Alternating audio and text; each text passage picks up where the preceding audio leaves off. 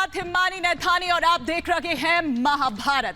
महाभारत में आज हम बात करेंगे उत्तर प्रदेश की चुनावी रण की, जो कि अपने पहले चरण की तरफ बढ़ता जा रहा है। और जैसे जैसे ये अपने पहले चरण की तरफ बढ़ता जा रहा है, वैसे वैसे इसका रण जो है वो और ज्यादा भीषण होता जा रहा है। जी हाँ, तमाम जो पार्टीज हैं वो कोई कोर कसर नहीं छोड़ रही है, लेकिन जो मुकाबला है वो दो चेहरों के बीच नजर आ रहा है, वो दो दलों के बीच नजर आ रहा है। एक तरफ भगवा है और दूसरी तरफ है लाल टोपी। जी हां, खतरे की टोपी, खतरे का निशान जिसे बताया जा रहा है। एक तरफ से वार होता है तो दूसरा पलटवार करने में चुटकी नहीं लगाता है, यहां पर थोड़ा सा भी समय नहीं लगाता है, तुरंत पलटवार कर दिया जाता है। अभी जो ताजा हमला है वो योगी आदित्यनाथ ने हापुड़ में किया, दो लड़कों की उस जोड़ी पर किया। न केवल इतना, बल्कि यह भी कहा कि 10 मार्च के बाद जो कट्टा गैंग है उसकी गर्मी शांत हो जाएगी। अब देखना यह होगा कि कौन यहां पर बाजी मारता है। जो अखिलेश यादव कह रहे हैं कि वो हर चुनौती के लिए तैयार है, बस जगह और समय बताइए,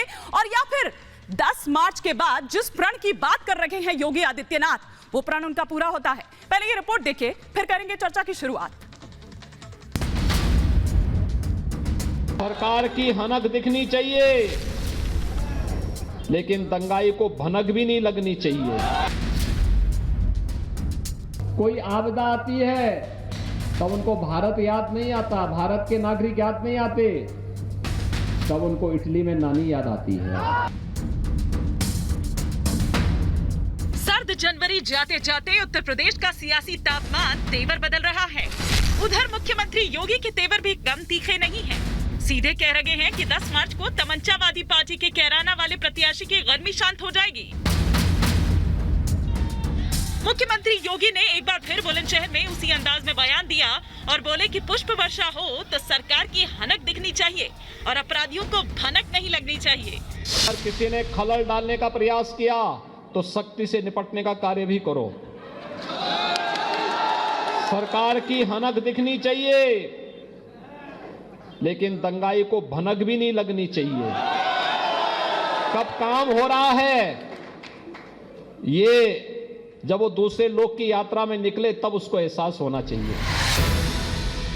मुख्यमंत्री योगी ने इसके साथ विपक्ष के सभी दलों पर परिवारवाद का आरोप लगाया। चाचा भतीजा नानी सब याद दिला दी।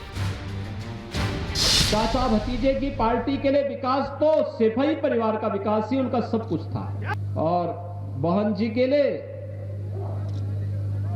तो भतीजे का विकास ही सब कुछ था। भाई बहन की पार्टी के लिए तो जब कोई आपदा आती है तब उनको भारत याद नहीं आता, भारत के नागरिक याद नहीं आते, तब उनको इटली में नानी याद आती है। बीजेपी की पूरी फौज पहले चरण के लिए दमखम लगा रही है। केंद्रीय मंत्री स्मृति ईरानी ने आगरा में सपा पर हमला बोला और कहा कि सपा को नाहिद जैसे लोग चलाते हैं। सपा अपराधियों के सहारे ही बढ़ना जानती है। आपराधिक छवि के जिन लोगों को वो आज मैदान में उतार रहे इस चुनाव में, वो इस बात का साफ संकेत है कि सपा आज भी अपराध को गले लगाए बैठी है, आज भी आपराधिक तत्वों के आधार पर वो इस चुनाव लड़ने का प्रयास कर रही है। इधर आगरा में स्मृति ईरानी ने घर घर प्रचार किया तो बीजेपी अध्यक्ष जेपी नड्डा ने फिरोजाबाद में बीजेपी उम्मीदवारों के लिए वोट मांगे। इससे पहले सपा अध्यक्ष अखिलेश यादव ने बीजेपी पर अपराधियों को टिकट देने का आरोप लगाया और कहा कि भाजपा की आपराधिक छवि के प्रत्याशियों का शतक पूरा होने में बस एक ही कमी है। अब तक आपराधिक छवि के 99 उम्मीदवारों को वो टिकट दे चुकी है। अखिलेश के बयान पर उत्तर प्रदेश के कानून मंत्री ब्रिजेश पाठक ने पलटवार किया और कहा कि जो आरोप हैं और अपराधी हैं वो धरना प्रदर्शन के आरोपी हैं। सपा के उम्मीदवार गंभीर अपराधी हैं। पार्टी की जो सूची है वो हिस्ट्री सीटर अपराधियों की सूची है, रजिस्टर नंबर 8 में दर्ज अपराधियों की सूची है, हत्यारों की सूची है, रेपिस्टों की सूची है, मनी लॉन्ड्रिंग केस के आरोपियों की सूची है। जब परिणाम आएगा 10 तारीख को तो आप देखेंगे कमल खिलेगा, भगवा लहराएगा। उत्तर प्रदेश के डिप्टी सीएम केशव प्रसाद मौर्य ने सपा पर गंभीर आरोप लगाए और कहा कि अपराधियों के गिरोह, दंगाइयों के गिरोह, हत्यारों के गिरोह, भ्रष्टाचारियों के गिरोह के सिवा समाजवादी पार्टी के पास कुछ बचा ही नहीं है। सब चुनावी बरसाती लोग हैं और इन लोगों का जनता की सेवा से कोई मतलब नहीं। सत्ता जाति बिरादरी धर्म के नाम पे प्राप्त करो और सत्ता प्राप्त करके लूटो, खसोटो और जनता को उसकी दुर्दशा में छोड़ दो। इससे पहले अखिलेश यादव ने गृह मंत्री अमित शाह की चुनौती पर भी जवाब दिया, जिसमें उन्होंने अपराध के आंकड़े सार्वजनिक करने की बात कही थी। अखिलेश ने कहा कि हम हर चैलेंज के लिए अभी तैयार हैं। सच को तैयारी की जरूरत नहीं पड़ती, वो जगह बताएं और समय बताएं। इस बीच मुलायम की छोटी बहू अपर्णा यादव ने भी बीजेपी की तरफ से मोर्चा संभाल लिया और अखिलेश के बयान पर कहा कि उन्हें गंभीरता से लेने की जरूरत नहीं। साथ ही करहल से चुनाव लड़ने पर बोली कि ये पार्टी तय करेगी, लेकिन ये बात उन्होंने खारिज भी नहीं की। हमारी पार्टी में एक संगठित रूप से डिसाइड होता है कि कौन चुनाव लड़ेगा, कौन चुनाव नहीं लड़ेगा। अभी जिस भूमिका में हूँ मैं आपको उसी चीज का उत्तर दे सकती हूँ। फिलहाल उत्तर प्रदेश के पहले चरण का रण बेहद ही भीषण हो चुका है। सियासी दल कोई कोर कसर नहीं छोड़ रहे और अब निशानेबाजी और भी पैनी हो चुकी है। लेकिन अपराधी और कानून व्यवस्था फिलहाल सबसे बड़ा मुद्दा है। देखना है कि मुख्यमंत्री योगी का 10 मार्च वाला प्रण पूरा हो पाता है या फिर नहीं। Bureau report, Republic Bharat. और इसी पर करेंगे हम और विस्तार से चर्चा। इस पर विस्तार से चर्चा के लिए मेरे साथ तमाम खास मेहमान जुड़ चुके हैं। मेरे साथ बीजेपी के स्पोक्स पर्सन शहजाद पूनावाला इस वक्त जुड़ चुके हैं। साथ ही साथ सोशल एक्टिविस्ट प्रीति पांडे मेरे साथ हैं। इनके अलावा नेशनल स्पोक्स पर्सन है समाजवादी पार्टी के मनोज सिंह कक्का साहब जुड़ चुके हैं। धर्मवीर चौधरी जो कि नेशनल स्पोक्स पर्सन है बीएसपी के, हमारे साथ जुड़े हुए हैं। इससे पहले कि मैं अपने तमाम मेहमानों का रुख करूं, मेरे दोनों सहयोगी भी मेरे साथ जुड़े हुए हैं। आगरा से सृष्टि पांडे मेरे साथ हैं और साथ ही साथ हापुड़ से वैभव मेरे साथ हैं। वैभव, आज जबरदस्त तरीके से गरजे यहाँ से मुख्यमंत्री। कट्टा गैंग की गर्मी शांत करने की बात भी करते हैं, तो दूसरी तरफ वहीं पर विपक्ष के जो तमाम दल हैं उन पर परिवारवाद का आरोप लगाकर चाचा भतीजा नानी सब याद दिला दी। बिल्कुल हापुड़ की धौलाना विधानसभा और हमारे ठीक जहां से सीएम योगी आदित्यनाथ ने आज विपक्ष पर जमकर हमला बोला। सीएम योगी आदित्यनाथ ने परिवारवाद से शुरुआत की। परिवारवाद के बाद वो पहुंचते हैं सीधे तौर पर जिस तरह से यहां पर लोगों में खौफ था, डर था, दंगाइयों को जमकर आज सीएम योगी आदित्यनाथ ने कोसा।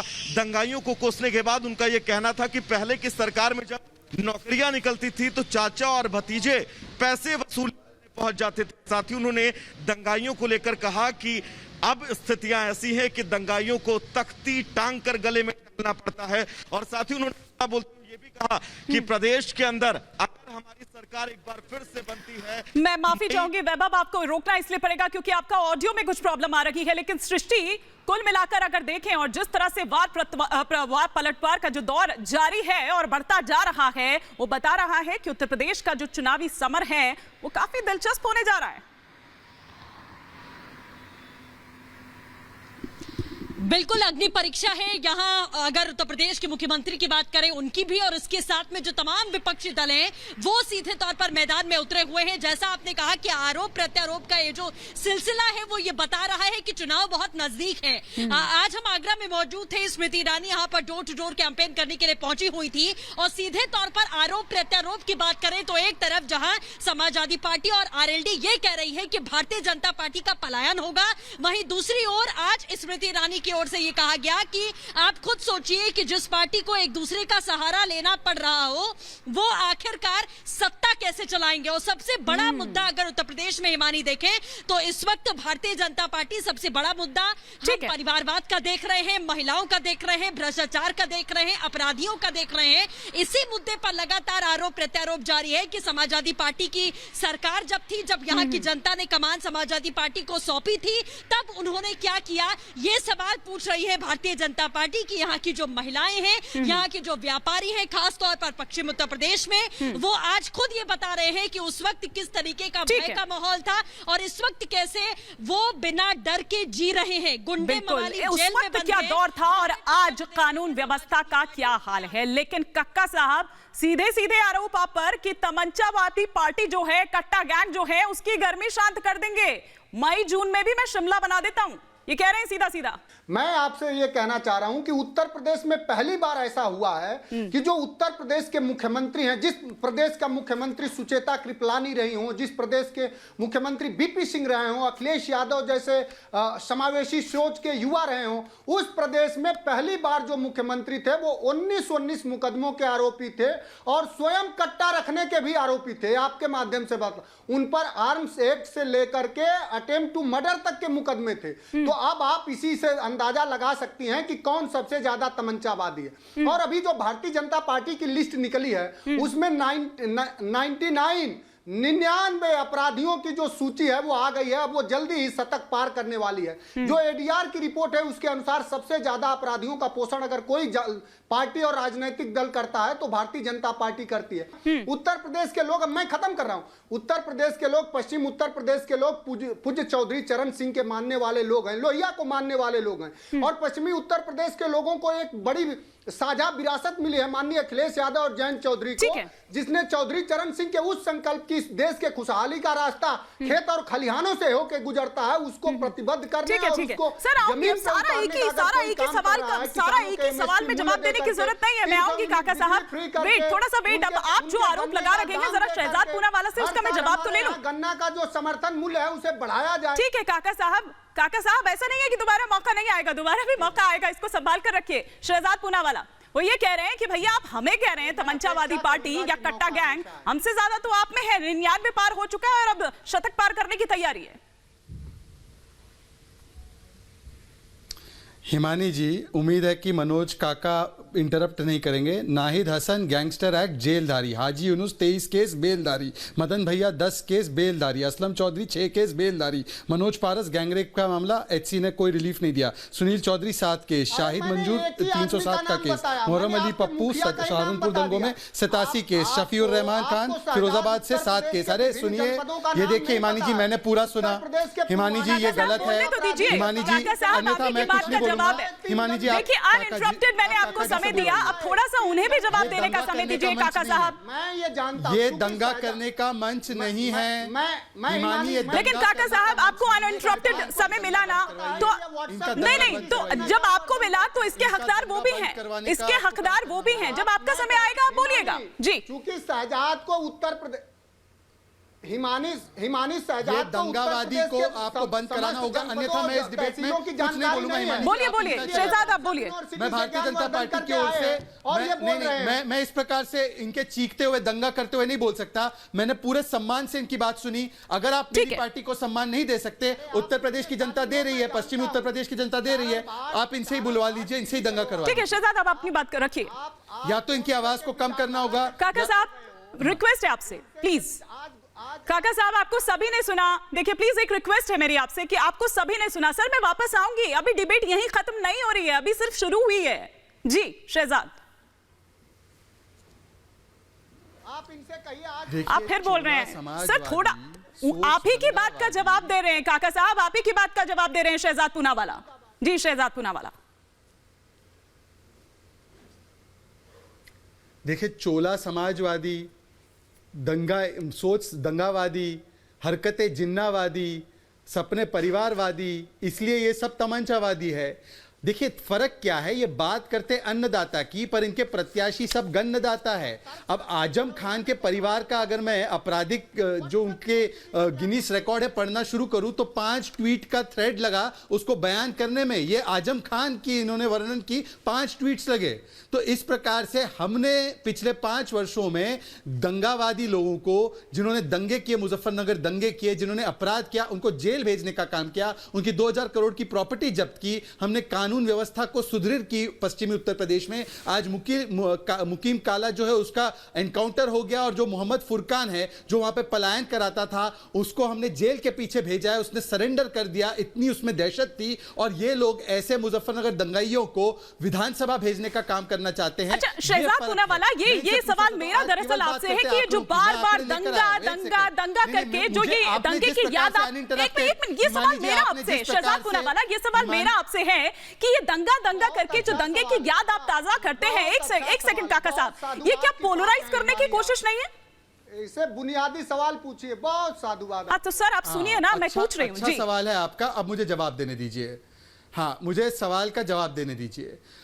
हिमानी जी, अगर जो पश्चिमी उत्तर प्रदेश में खेती और बेटी की सुरक्षा करने का हमारा वादा है और हमने करके दिखाया है, तो क्या आप इसको विकास और व्यवस्था में मानती है या इसको पोलराइजेशन में मानती है? पोलराइज तो वो करते हैं जो जिन्ना को महान बताते हैं, जो तालिबान का गुणगान करते हैं। हम तो राजा महेंद्र प्रताप सिंह के नाम पर यूनिवर्सिटी बना रहे हैं, हम तो जेवर एयरपोर्ट बना रहे हैं, हम तो दिल्ली मीरठ एक्सप्रेसवे बना रहे हैं। ये क्या बना रहे हैं? हमने गंगा एक्सप्रेसवे की बात की है, दंगा एक्सप्रेसवे की बात कर रहे हैं। हमने तो आज किसानों से रिकॉर्ड खरीद की, चाहे वो गन्ने की हो, गन्ना भुगतान रिकॉर्ड किया। हमने आज गेहूं और धान का रिकॉर्ड खरीद किया। हाँ। इन्होंने क्या किया? इन्होंने केवल आपराधिक मानसिकता वाले लोगों से दंगे करवाए। 1000 तो जब आप इतने कॉन्फिडेंट हैं और जब आप इतने कॉन्फिडेंट हैं और आपकी तमाम चीजें गिनवा रहे हैं शहजाद, तो फिर आपको क्यों घूम घूम कर ये जिन्ना दंगा पर आना पड़ रहा है? आप तो सबका साथ, सबका विश्वास, सबका विकास की बात करते हैं ना, फिर ये बार बार क्यों हम हिंदू हिंदू हिंदू हिंदू सुनते हैं?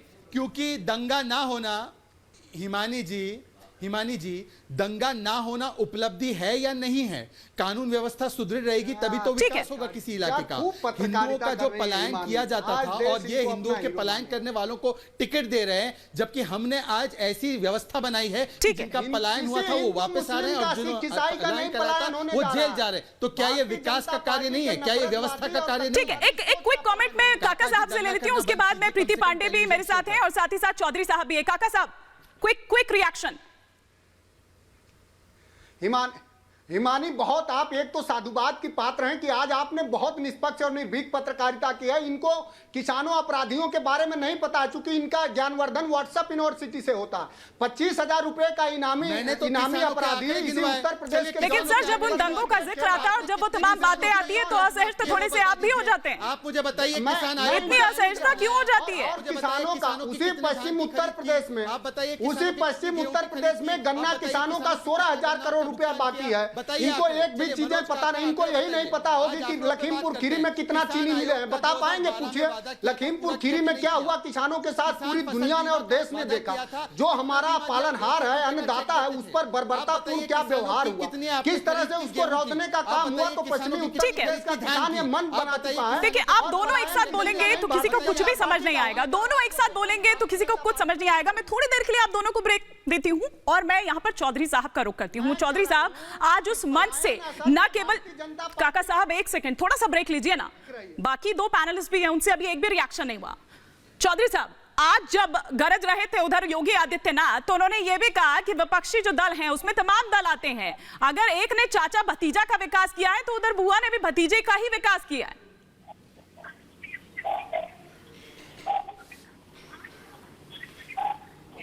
हिमानी जी, आपने मुझे बड़ा लास्ट में टाइम दिया है, जरा मेरी बात सुनिएगा आप जी। ये जो भगवा वाले लोग हैं, ये राम, मुंह में राम रखते हैं और बगल में छुरी रखते हैं। ये राम के अनुयायी नहीं है, ये नाथू राम के अनुयायी हैं।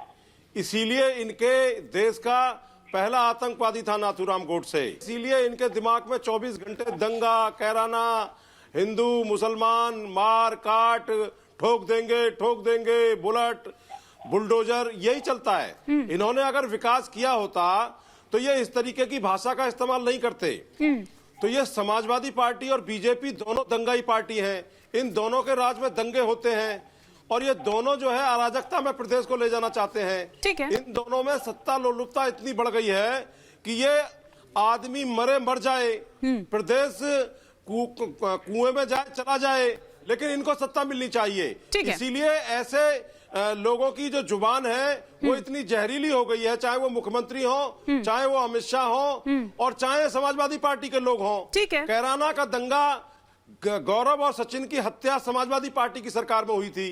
इनको मुंहतोड़ जवाब दिया था जाटों ने और इनको इनकी औकात बता दी थी नाई धदन जैसे लोगों की। और दोबारा से ये सर छोटूराम के मानने वाले लोग, किसान के मेरे वर्ग के मानने वाले लोग, ये इनकी औकात बता देंगे। ठीक है, मैं इसी सवाल को लेकर जाऊंगी काका साहब के पास, लेकिन पहले प्रीति पांडे जो चौधरी साहब कह रहे हैं उसी बात को आगे बढ़ाऊंगी। क्या ये ध्रुवीकरण करना क्या हर पार्टी के लिए जरूरी हो गया है? क्या यही कारण है कि इस तरह के बयान सामने आ रहे हैं?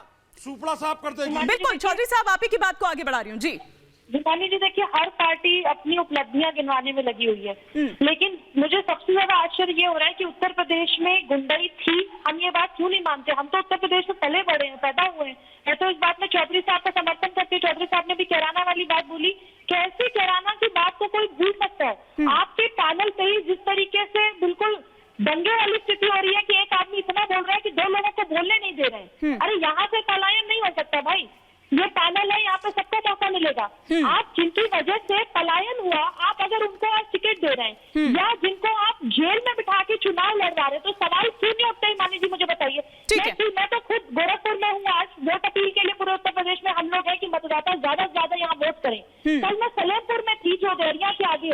आप ये स्थिति सोचिए कि आज मुझे इतनी खुशी होती है कि जिस दंगाई की, जिस गुंडागर्दी की, जिसकी हम लोग बातें कर रहे हैं, कल मैं कॉलेज के बहुत सारी युवा बच्चियों से मिली। अगर आप उनसे पूछेंगे कि आज की स्थिति सुधरी है या नहीं सुधरी है, तो एज पर सपा गवर्नमेंट वो बच्चे खुद ये बात कह रहे थे कि आज हम निर्भीक होकर अपने स्कूल कॉलेज से लेके घर जा रहे हैं और घर से कॉलेज जा रहे हैं। तो आम जनता की आप बात ना मानिए, नेता पैनल पे ठीक है प्रीति पांडे, मैं लौटूंगी आपके पास। आपके ऑडियो में थोड़ा सा डिस्टर्बेंस है, लेकिन काका साहब, इसीलिए मैंने बैक टू बैक दोनों क्वेश्चन लिए। मैं चाह रही थी कि मैं चौधरी साहब के ही बाद सवाल का जवाब लूं, लेकिन प्रीति पांडे का भी रिएक्शन जरूरी था, उनका रिएक्शन नहीं हुआ था। अब आप इन दोनों का ही सवाल का जवाब एक एक करके दें। देखिए, चौधरी साहब की बातों पर यही कहना चाहूंगा कि चौधरी साहब की थोड़ी सी समझदारी को बढ़ाना पड़ेगा। उन्हें उच्चतम न्यायालय की रिपोर्ट पढ़नी चाहिए। उस दंगे का सबसे ज्यादा जो अपराधी है वो संगीत सोम और सुरेश राणा है, जिन पर उच्चतम न्यायालय में मामला सब जुडिस है। और समाजवादी पार्टी अपराध और अपराधी को किसी जाति धर्म विशेष से नहीं जोड़ती है, बल्कि उसके अपराध के आधार पर उसको सख्त से सख्त सजा देती है। दूसरा बात जो बहन का है, जो गोरखपुर घूम रही हैं, इनको गोरखपुर में कम से कम उस होटल का दौरा जरूर करना चाहिए जहां एक कानपुर का व्यापारी मनीष गुप्ता आता है अपने बच्चों बेटी के साथ, और रात में उसकी मुख्यमंत्री के स्वजाति लोग हत्या कर देते हैं। ये सलेमपुर में है। इनसे सलेमपुर के बात पर ही मैं कहना चाहूंगा कि देवरिया में इनको उस दलित के घर जरूर जाना चाहिए जिसकी एक सामंती ने हत्या कर दी, और उसको पूरा भारतीय जनता पार्टी का संरक्षण है। इनको हाथरस के बेटी का भी जरूर याद देना चाहिए कि उत्तर प्रदेश में बेटियां कितनी सुरक्षित हैं, कि एक बेटी जब अपने घर से निकल के चंद कदम पर ही अपने खेत में अपने मां का काम में हाथ बटाने जाती है, तो बर्बरतापूर्ण उसके साथ क्या बर्बर व्यवहार होता है ये देश और दुनिया ने देखा। और उस बेटी को न्याय देने के बजाय योगी आदित्यनाथ की सरकार ने 2 बजे रात में केरोसिन ऑयल डाल के जला दिया। तो इनकी बौद्धिक साझेदारी मैं समझ सकता हूं। आपके इस आरोप का मैं सीधा जवाब यहां पर लेती हूं शहजाद पूनावाला से। शहजाद पूनावाला, सीधा आरोप सीधा जवाब। शहजाद भी घोषित प्रवक्ता थे, अब बेचारा घोषित हो गए हैं। हिमानी जी, अगर इस बार भी वो बीच में टोकेंगे तो मैं शो से उड़ जाऊंगा। आप फिर इनसे डिबेट करवाती रहिए।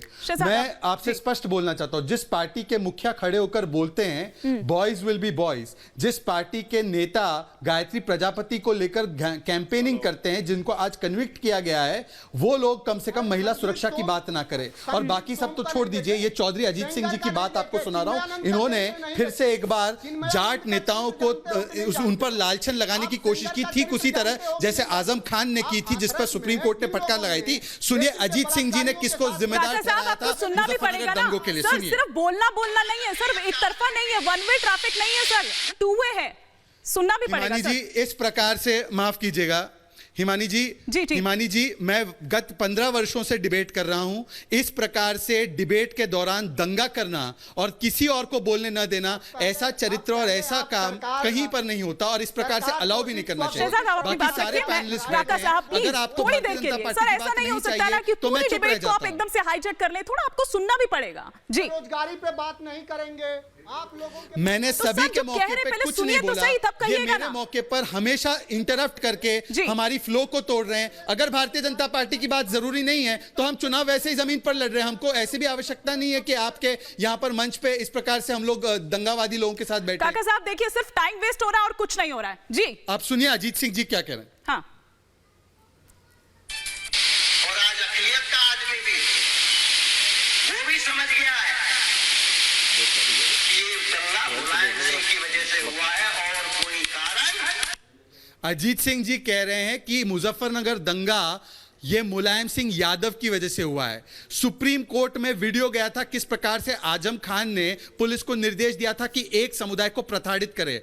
हाँ, हम जब सरकार में आए तो हमने तमाम जो वो झूठे केसेस किए गए थे हमारे पूरे समाज पर, उसको हटाने का काम किया और जो असली दोषी थे उनको जेल पहुंचाने का काम किया। आज इन्हीं लोगों को टिकट देने का काम अखिलेश यादव जी कर रहे हैं और इसीलिए यह मुद्दा दंगा का बनता है कि क्या आज आप चाहते हैं दंगा एक्सप्रेसवे या आप चाहते हैं गंगा एक्सप्रेसवे। और मैंने एक और बार किसानों की बात भी की। किसान आयोग बनाने का वादा समाजवादी पार्टी ने 2012 में किया था, बना के नहीं बना। कितनी खरीद इन्होंने गेहूं की, कितनी खरीद इन्होंने धान की, कितनी भुगतान इन्होंने की गन्ना की। आज बता दे, आंकड़ों से बात कर लेते हैं और दंगों के आंकड़ों की भी बात कर लेते हैं। स्वदेशी रोजगार बढ़ाने के सवाल पर फेल हो, हुनर पर फेल हो, इसलिए आप सब जगह पे फेल हो, दंगा दंगा चिल्ला रहे हो। जो हिमानी बात कर रही है, आप लोगों के बुनियादी सवालों पर उत्तर प्रदेश के तो बता दीजिए जरूरी सवालों पर बात क्यों नहीं कर रहे? देखिए सब एक साथ बोलेंगे तो नहीं चल पाएगा, किसी को कुछ भी समझ नहीं आएगा। प्रीति पांडे कुछ कह रही है। जी जी खरीद की वो जो लोग आज बेटियों की सुरक्षा पे बात कर रहे हैं, मैं आपको बता दूं, मैं उत्तर प्रदेश में जन्मी हूँ, यही पली बड़ी हूँ, मैं कोई बाहर से नहीं आ रही हूँ। उत्तर प्रदेश में जब हम कॉलेजेस में पढ़ते तो उस जमाने में और आज जब आप दिल्ली से आते हो और पूरा उत्तर प्रदेश गाड़ी से ट्रैवल करके जगह जगह और दादा जगरान अभियान अगर आप चला रहे हैं, कहीं आपको डर और भय का माहौल नहीं है। यहाँ पुलिसिंग करते हुए लोग मिल जाएंगे, डायल 100 मिल जाएगा, आपको लोग मिल जाएंगे सड़कों पे। सुरक्षा आज उत्तर प्रदेश में बहुत बड़ी है। सबसे बड़ा क्रेडिट इसलिए जाता है क्योंकि लाल टोपी के गुंडे आज सरकार में नहीं है। जिस तरीके से बेटियों के साथ, आप क्या बेटियों की बात करते हैं काका जी? आप कैसे, आपके नेता ये कहते हैं कि बेटों से गलतियां हो जाती है, इतने बड़े स्टेट पर बात करते हैं, हम लोग पता नहीं कैसे बेटी की सुरक्षा की बात करते हैं। आपके पार्टी के युवा नेता अपनी बाइक पे युवा नेता लगा लगा के पूरे उत्तर प्रदेश में गुंडागर्दी करते थे। स्कूल कॉलेजेस के बाहर गुंडागर्दी होती थी, अब वो सारी चीजें बंद हो गई है। अब एक ऐसा सीएम आ गया जो आपकी भाषा में आपको जवाब देना जानता है। सबसे बड़ी बात कि आज के उत्तर प्रदेश के सीएम जिस भाषा में आप बात करेंगे, जितना दया उनके अंदर है, जितनी ममता है, उतना ही उनको वही आता है कि आपको किस भाषा में जवाब देना है। तो अगर आप कट्टा की बात करते हैं, बंदूक की बात करते हो, आपको जवाब भी उसी भाषा में मिलेगा। ठीक है, बनाने की जरूरत नहीं है। ठीक है, बनाने की जरूरत है। बहुत देर से चौधरी साहब भी कुछ रिएक्ट करना चाह रहे हैं। चौधरी साहब, क्या आपको ये लग रहा है कि सिर्फ दो ही चेहरे नजर आ रहे हैं इस चुनावी समर की, अगर मैं बात करूं, मुकाबले की बात करूं, मतलब बाइपोलर होता हुआ नतीजा नजर आ रहा है? ये क्या कोई स्ट्रैटेजी है आप लोगों की, जिसमें आप भी, आपकी पार्टी भी आती है, कि क्यों आखिर किस स्ट्रैटेजी के तहत ये वॉकओवर दे दिया गया है? हिमानी जी, ये जो दो लोग नजर आ रहे हैं, एक के हाथ में तो छुरा है, छुरी, और दूसरे के हाथ में कट्टा है, तो ये प्रदेश को अराजकता में झोंकना चाहते हैं। बहुजन समाज पार्टी पूरी ताकत से चुनाव लड़ रही है और इनके मंसूबों में कभी इनको कामयाब नहीं होने देगी। कट्टा और बंदूक और बुलेट दिख नहीं रही है, लेकिन यही तो मैं पूछना चाह रही हूँ कि ये क्या कोई स्ट्रैटेजी है? किस तरफ, किसको फायदा पहुंचाने की कोशिश, ये वॉकओवर देने के पीछे क्या स्ट्रैटेजी? ये वॉकओवर की बात आप मुझसे ना करें, आप एक बड़ी पत्रकार हैं। बहुजन समाज पार्टी 403 विधानसभाओं पर चुनाव लड़ा रही है और पूरी ताकत के साथ चुनाव लड़ रही है। ये तो आप इनसे पूछिए समाजवादी पार्टी के लोगों से कि ये एक पॉकेट की पार्टी है और पॉकेट में भी ये कन्नौज और जो है ये सब फिरोजाबाद हार जाते हैं, तभी इन्हें जो है आज गठबंधन की जरूरत पड़ी है। लेकिन ये सर छोटू राम के मानने वाले, चौधरी चरण सिंह के मानने वाले, किसान के मेरे वर्ग के लोग कभी इन्हें स्वीकार नहीं करेंगे, क्योंकि जो किसान का स्वरूप होता है वो अन्नदाता किसी को देता लेता नहीं है। आज समाजवादी पार्टी अपने गुंडा राज की वजह से पीछे घूम रही है इन किसानों के। अखिलेश यादव को जो है समझौते करने पड़ रहे हैं और ये जो बीजेपी का चाल चरित चेहरा है, बीजेपी ने तो जो कुशासन किया है, राम के नाम पर किसानों को मारा, भगवान राम को धोखा दिया, अन्नदाता को धोखा दिया, बेरोजगारों को धोखा दिया, बहन बेटियों को धोखा दिया, तो ये तो इनका सुपड़ा सा पूरे प्रदेश में हो चुका है। मीडिया भले ही दो पार्टियों की लड़ाई दिखा रहा हो, क्योंकि मीडिया को भी उसमें मजा आ रहा है, लेकिन ये लड़ाई दो पार्टियों की नहीं है। अच्छा। ये दोनों एक ही पार्टी है, समाजवादी पार्टी और बीजेपी। इनकी लड़ाई हर जगह बहुजन समाज पार्टी से है, चाहे वो लाल टोपी वाले हों और चाहे वो भगवा वाले हों। इन दोनों को जनता देख चुकी है 5-5 साल के कुशासन को, इसीलिए जनता इस बार बहुजन समाज पार्टी को चुनेगी। बहन कुमारी मायावती। चलिए सर, बेस्ट विशेष हमारी आपके साथ। आपने दोनों दलों पर ये आरोप लगाए, मैं एक एक करके दोनों से ही जवाब ले लेती हूँ। पहले शहजाद पूनावाला आप, तब उसके बाद काका साहब। शहजाद पूनावाला पहले। देखिए, हाथी एक तरीके से सफेद हाथी बन चुका है। आज एक दलित व्यक्ति को चौबेपुर में पीटा गया सफाई गुंडों के द्वारा। उन्होंने कहा कि मैं आपकी पार्टी को वोट नहीं देना चाहता, और आज तथाकथित दलितों की चिंतन करने वाली पार्टी आज उस पर आवाज भी नहीं उठा रही है। इसका मतलब जैसे 2019 में इन्होंने निकाह कर लिया था, आज मैं माफी के साथ आप सभी को रोकना चाहूंगी। एक बड़ी खबर इस वक्त आ रही है शहजाद पूनावाला, उसके बाद आप अपनी बात को कंटिन्यू करिएगा। एक बड़ी खबर इस वक्त आ रही है, कल प्रधानमंत्री नरेंद्र मोदी की एक जन चौपाल है। आपको बता दें कि वीडियो कॉन्फ्रेंसिंग के जरिए यह संवाद किया जाएगा। पहले चरण के जो मतदाता हैं, देखिए 10 फरवरी जब पहले चरण का चुनाव होना है, और जो पहले चरण के जो मतदाता हैं दरअसल उनसे ये बातचीत होगी। कल दोपहर 1:30 बजे का जो वक्त है वो मुकर्रर किया गया है जन चौपाल के लिए। सहारनपुर, शामली, मुजफ्फरनगर, बागपत, नोएडा के जो मतदाता हैं उनसे संवाद स्थापित करेंगे। वीडियो कॉन्फ्रेंसिंग के जरिए कल दोपहर 1:30 बजे ये जन चौपाल होगी। ये बड़ी खबर इस वक्त आपको बता दें कि 5 जिले आप लगा लीजिए जिसमें लोगों को संबोधित करना है। शहजाद पूनावाला, आपसे मैं एक चीज और समझना चाहती हूं, वापस लौटूंगी अपनी इस चर्चा पर, आप अपनी बात को भी पूरी करिएगा। और साथ ही साथ आज जो योगी आदित्यनाथ कह रहे थे कि 2 लड़के हैं, 2 लड़कों की जोड़ी है, ये दंगा कराने आ रही है, इसका क्या मतलब है?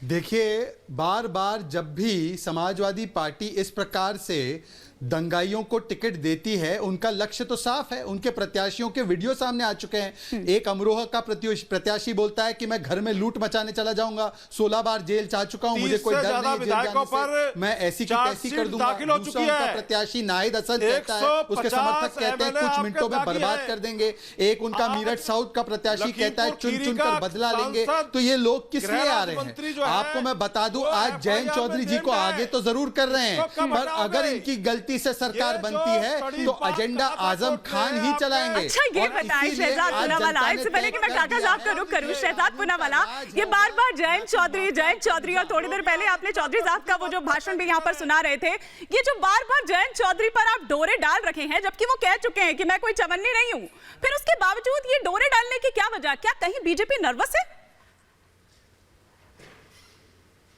देखिए, हम तो किसी को राजनीति में चवन्नी नहीं मानते, परंतु आजम खान किस प्रकार से उनको चवन्नी बना सकते हैं, हाँ। उसके लिए हमने आगाह किया, हमने विश्लेषण किया कि गलत घर चले गए। अब विश्लेषण को ऑफर मानना वो उनकी जिम्मेदारी है। अगर अवेलेबल हो तब ऑफर दिया जाता है। क्या अवेलेबल है क्या जयंत चौधरी? क्यों बार बार विश्लेषण को ऑफर मान रहे? मतलब उनकी भी उत्सुकता, जिस प्रकार से लाल पोटली लेकर अखिलेश यादव बोलते रहे और वो चुप होकर सुनते रहे, उसका भी मुझे लगता है कि चवन्नी की तरह उनको कौन ट्रीट कर रहा है और इस्तेमाल कर रहा है वो भी शायद समझ में, उनको सिविल खास की सीट में भी समझ में आ गया। और आपको मैं आगाह कर रहा हूं जयंत चौधरी जी, हाँ। कि हम राजा महेंद्र प्रताप जी के, हम राजाराम जाट जी के, हम चौधरी चरण सिंह जी के अनुयायी है, ये जिन्नावादियों के चक्कर में ना पड़े। काका साहब, एक तरफ आजम खान, दूसरी तरफ अतीक अहमद। चौधरी साहब मैं आऊंगी, एक बार काका साहब जी, काका साहब, ऐसा ही होने वाला है 10 मार्च के बाद अगर आपकी सरकार आती है तो? हिमानी, जैसा कि पहले बताया मैंने कि अब भारतीय जनता पार्टी के अपराधियों की सूची लंबी है, और शहजाद पूनावाला का जो ज्ञानवर्धन है वो व्हाट्सएप यूनिवर्सिटी से है। हमारा जनपद चंदौली है, हमारा जनपद जौनपुर है, चंदौली, बनारस, वहां एक अपराधी से इस सूबे के, ये उत्तर प्रदेश के लिए बहुत शर्मनाक बात होगी कि सूबे के मुख्यमंत्री एक अपराधी से 3 घंटे जेल में मिलते हैं। हालांकि शहजाद पूनावाला को व्हाट्सएप यूनिवर्सिटी से, वैसे आपको बता दूं काका साहब, आपके लिए एक और परेशानी खड़ी करने वाली है बीजेपी। काका साहब, पहली बार होगा ऐसा कि मुलायम परिवार के जो सदस्य हैं एक दूसरे के खिलाफ ही लड़ रहे होंगे अगर वाकई में अपर्णा यादव को करहल से उतार दिया तो। मतलब जो सेफ सीट सोचकर गए थे अखिलेश यादव, वो लग नहीं रहा है कि इतना सेफ आपको रहने देने वाली है बीजेपी। चूंकि देखिए जयंत चौधरी और अखिलेश यादव जी की जो जोड़ी है वो वैश्विक शिक्षा ग्रहण की है। मैं तो अपर्णा यादव की बात कर रही हूँ। यूनिवर्सिटी से ज्ञानवर्धन, काका साहब मैं तो अपर्णा यादव की बात कर रही हूँ। अब वो बात कर रहे हैं कि उत्तर प्रदेश के, मैं ये कह रही हूँ सर कि जेठ के खिलाफ बहू को उतारने की तैयारी हो रही है। अब अखिलेश यादव जी, आपके बड़ा मंच है, मंच के माध्यम से मैं बताना चाहूंगा कि अखिलेश यादव जी के कोई छोटे भाई नहीं है। आप ठीक से चीजों का अध्ययन करिए। अखिलेश यादव जी नेताजी के पूज्य अकेले सुपुत्र हैं। तो आप दूसरी बात पे मैं आ रहा हूं, इन लोगों को घबराहट इसलिए है इसलिए इन लोगों को घबराहट कि चूंकि अब अखिलेश यादव जी, जयंत चौधरी जी वैश्विक शिक्षा ग्रहण करके आए हैं, ठीक है, चूंकि वो लोग चिलमवादी तो है नहीं, वो लोग मानवतावादी, विकासशील और समावेशी विचारधारा को आगे बढ़ाने वाले लोग हैं। अब उत्तर प्रदेश के किसानों को, पश्चिमी उत्तर प्रदेश के किसानों को संकल्प दे चुके हैं कि आपके गन्ने का भुगतान 15 दिन में होगा, सिंचाई फ्री होगी, 300 यूनिट बिजली होगा, नौजवानों को लैपटॉप मिलेगा, डीएपी और नाइट्रोजन के बोरी से 5 किलो खाद कम नहीं होगी और उसकी कीमत भी सस्ती। चलिए सर, जो भी तमाम चीजें, बातें आप गिनवा रहे हैं, जनता सुन रही है और जनता ही जनार्दन है। तो चाहे आपके यहाँ पर कुछ अपने दावे हों या फिर उनके दावे हों, ये तो 10 मार्च को सब साफ हो जाएगा कि ऊंट किस करवट बैठेगा। फिलहाल बहुत बहुत शुक्रिया, माफी चाहूंगी, समय मेरे पास इतना ही था। बहुत बहुत शुक्रिया आप सभी मेहमानों का हमारे साथ इस चर्चा में जुड़ने के लिए। फिलहाल यहाँ पर रुकेंगे एक छोटे से ब्रेक के लिए, लेकिन आप बने रहिए रिपब्लिक भारत के साथ।